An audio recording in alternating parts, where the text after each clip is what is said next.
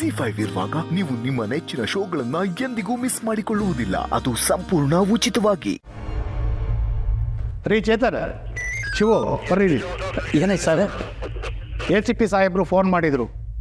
ಗಾಂಜಾ ಪಿಳ್ಳರ್ Jimmy ಮತ್ತೆ active ಆಗಿದ್ದಾನೆ.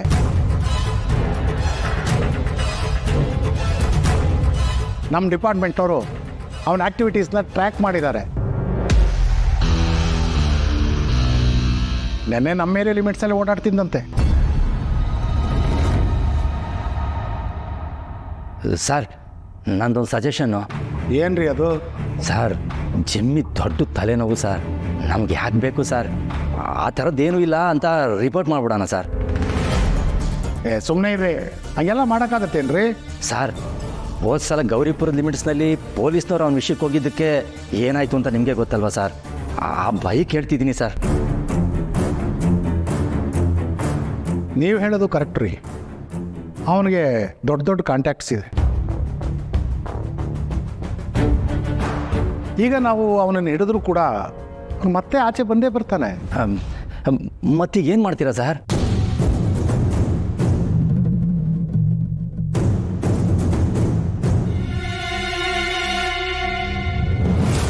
ರೇ ಮುನ್ಸ್ವಾಮಿ, ಬಂದೆ ಸರ್.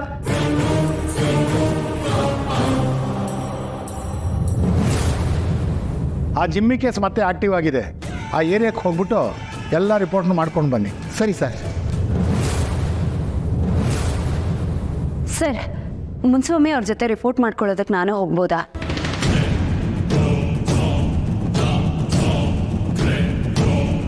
ಸುಮ್ಮನೆ ನಿಮ್ಗೆ ಯಾಕೆ ಮೇಡಮ್ ತೊಂದರೆ? ಮುನ್ಸ್ವಾಮಿ ಹೋಗಿ ಬರ್ತಾರೆ ಬಿಡಿ. ಇಲ್ಲ ಸರ್, ಪರವಾಗಿಲ್ಲ, ನಾನು ಹೋಗ್ತೀನಿ. ನಿಮಗೆ ಅವನ ಬಗ್ಗೆ ಗೊತ್ತಿಲ್ಲ ಮೇಡಮ್? ತಿಳ್ಕೊಂಡು ಬರ್ತೀನಿ ಸರ್. ಸಾಧ್ಯ ಆದರೆ ಹೇಳ್ಕೊಂಡೇ ಬರ್ತೀನಿ ಸರ್. ಮೇಡಮ್, ಅವನು ಸರಿ ಇಲ್ಲ. ಪೊಲೀಸ್ನವ್ರು ನಾವೇ ಅವನ ತಂಟೆಗೆ ಹೋಗಿ ಎದುರ್ಕೋತೀವಿ. ಹೌದು ಮೇಡಮ್, ಈಗ ತಾನೇ ಜಾಯ್ನ್ ಆಗಿದ್ದೀರಾ. ಮೊದಲು ಈ ಏರಿಯಾನೆಲ್ಲ ಸರಿಯಾಗಿ ಸ್ಟಡಿ ಮಾಡಿ, ಆಮೇಲೆ ಏನು ಬೇಕಾದರೂ ಮಾಡ್ಬೋದು. I don't care. ಅವ್ನು ಯಾರಾದರೆ ನನಗೇನು ಸರ್?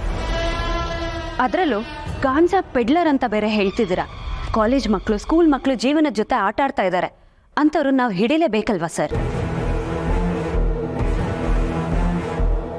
ಅಯ್ಯೋ, ನಾವು ಹೇಳೋದು ಅರ್ಥ ಆಗ್ತಾ ಇಲ್ವಾ? ಹೊಸ್ದಾಗಿ ಬಂದಿದ್ದೀರಿ, ಹುಮ್ಮಸ್ಸಲ್ಲಿದ್ದೀರಿ ಅನ್ಸುತ್ತೆ.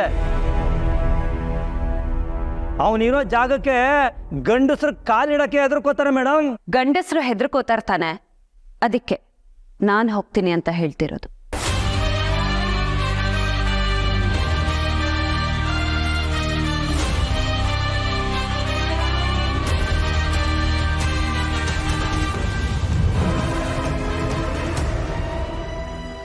ಸರ್,